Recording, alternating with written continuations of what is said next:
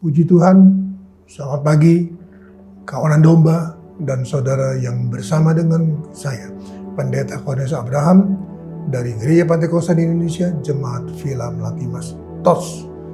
2 Raja-Raja pasalnya yang keempat. 2 Raja-Raja pasalnya yang keempat, kita baca mulai ayatnya yang ke-8. Pada suatu hari Elisa pergi ke Sunem. Di sana tinggal seorang perempuan kaya yang mengundang dia makan. Dan beberapa kali ia dalam perjalanan singgahlah ia ke sana untuk makan.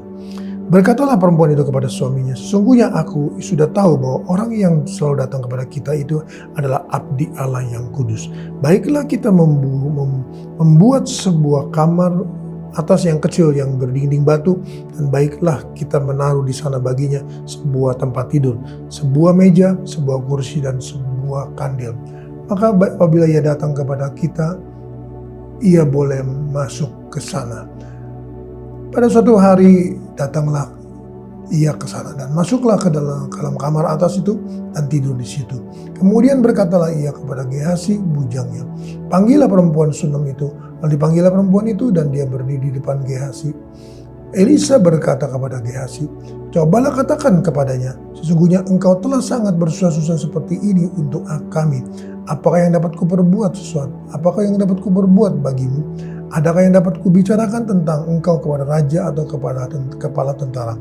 Jawab perempuan itu, aku ini tinggal di tengah-tengah kaumku. Kemudian berkata Elisa, apakah yang dapat kuperbuat baginya? Jawab Gehazi, ia tidak mempunyai anak dan suaminya sudah tua. Lalu berkatalah Elisa, panggillah dia. Dan setelah dipanggilnya berdirilah perempuan itu di pintu.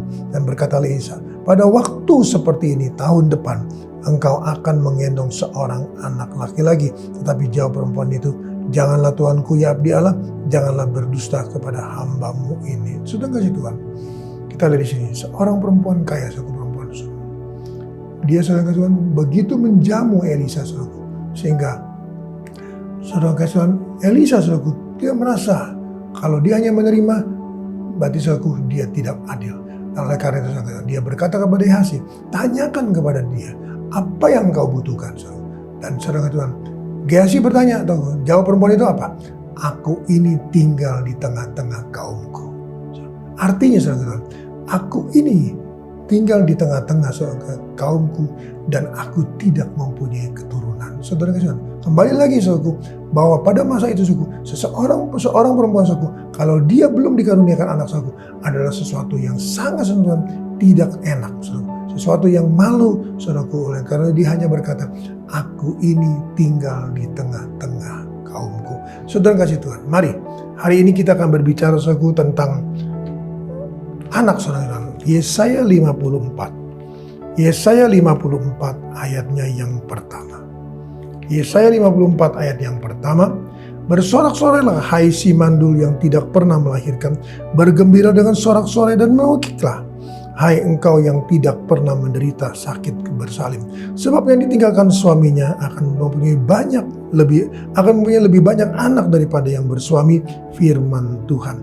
Lapangkanlah tempat kemahmu dan bentangkanlah tenda tempat kediamanmu. Janganlah menghematnya, panjangkanlah tali-tali kemahmu dan pancangkanlah kokoh-kokoh patok-patokmu.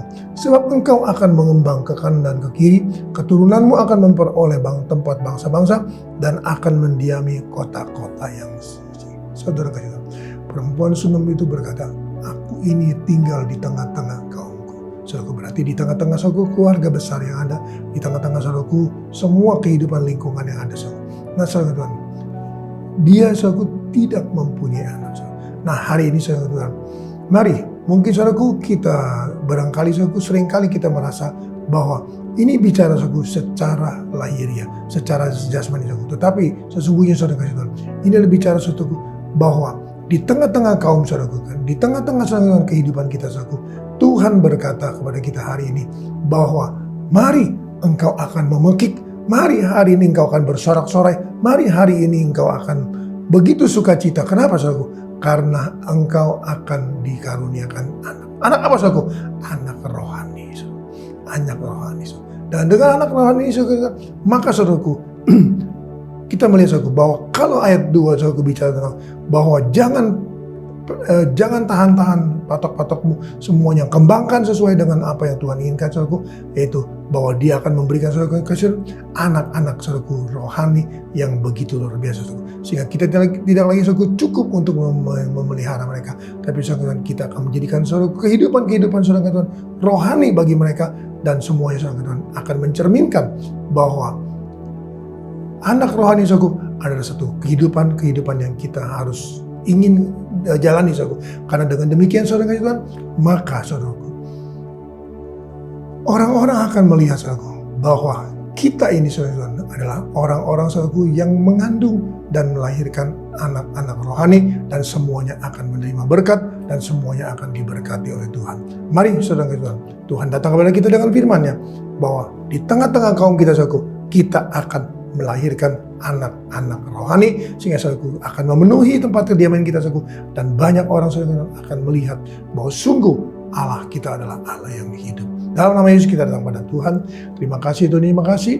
Hamba kembali datang padamu. Mari Tuhan, janganlah sampai kami berkata kami ini tinggal di tengah-tengah kaum kami, tapi kami tidak memperoleh buah Tuhan kandungan. Mari Tuhan tolong, biarlah kami boleh Tuhan seperti Sarah Tuhan Yesus. Tuhan mengingat Sarah, Tuhan mengingat perjanjiannya saudaraku, dan hari ini Tuhan berkata kepada kita bahwa dia akan memberkati saudara kehidupan kita dengan anak-anak rohani, sehingga saudaraku kita tinggal di tengah-tengah kaum saudaraku, tapi dengan penuh dengan segala berkat-berkat rohani yang daripada Tuhan.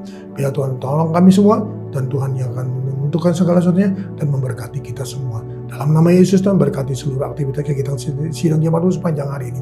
Baik mereka yang melakukan pekerjaan pelayanan maupun menjalankan segala aktivitas mereka masing-masing. Anak-anakmu yang sekolah, anak-anakmu yang kuliah, tetap Tuhan tutup bungkus roh jiwa tubuh mereka, berikan hikmat dalam menerima pelajaran sekolah. Nama Tuhan dipuji, diagungkan, dimuliakan. Dalam nama Tuhan Yesus Kristus kami ucap syukur. Haleluya. Amin. Tetap semangat, jangan kendor.